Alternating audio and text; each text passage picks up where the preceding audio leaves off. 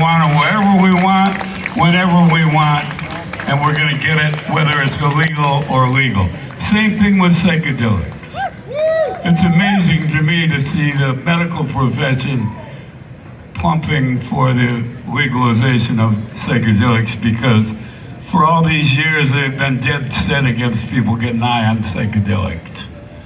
During the beautiful years of this hippie era in the 60s and early 70s, we proselytized for the use of LSD by all citizens in order to change the basic structure of our nation from being an ugly, oppressive place that fucks over people all over the world to an enlightened country where people are given a place to live, their health care is taken care of, and if they got medical problems, they got free health care.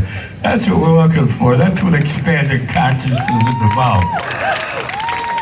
It's about having a better life for people. And here in America, we got a long way to go. It took us all these years to get the motherfucking police out of our ass. I've never been able to understand what business do the American police have inside our minds.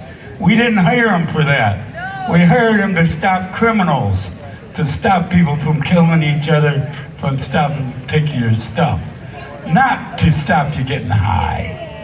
America should encourage people to get high. Yeah. I certainly do. I think everybody, we used to have these great free concerts here in Ann Arbor. Ann Arbor used to be a great place. There used to be all kinds of great activities going on. Now you got the University of Michigan, they won. So this is their world. I don't like it. I like the one we had. Excuse me. I'm not a nostalgic person. I'm always looking forward to tomorrow. But when you come to something like this where we're all on the diag, you know, I did this 60 years ago. What the fuck, you know?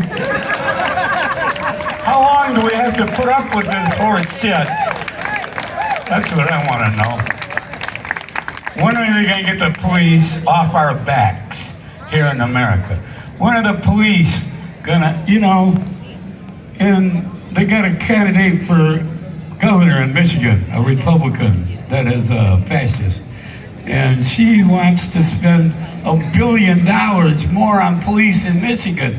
Can you believe that? No. Excuse me. Usually the police are here keeping people from getting high. So they did that for about 50 years. They kind of gave up when they legalized marijuana. But you know, our battle is never over with these people because they're trying to control us from top to bottom, from birth to death. I don't know, why am I telling you all this? This is what I believe.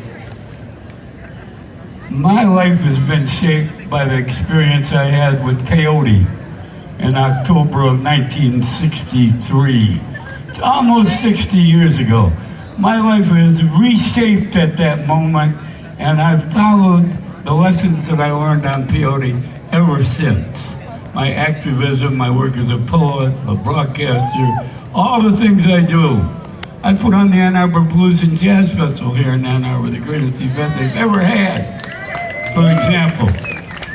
All of this is inspired by the peyote I took, and then I took acid every week for a few weeks in 1966 or 67 with about 15 other people, and that's how we developed our consciousness to go ahead as a group and challenge the authorities of Michigan and the United States. That meant, you might remember this scumbag, his name was Richard M. Nixon. He was our president for 8 years. He ruined this country. And then you had Ronald Reagan, the Bushes, and they had a clique called Trump. And they've turned this place into a nightmare. So, at least we can still get up here and say whatever we want. But it used to be, instead of saying they should legalize these drugs, they'd arrest us. If you got up here and advocated the use of marijuana, they would arrest you.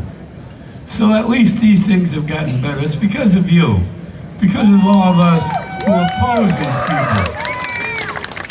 If you don't oppose them, They march over you like Hitler.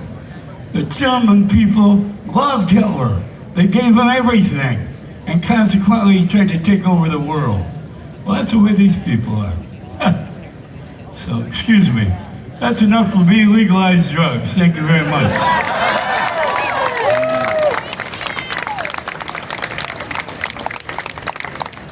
Guys, give it up. Another big one for John Sinclair.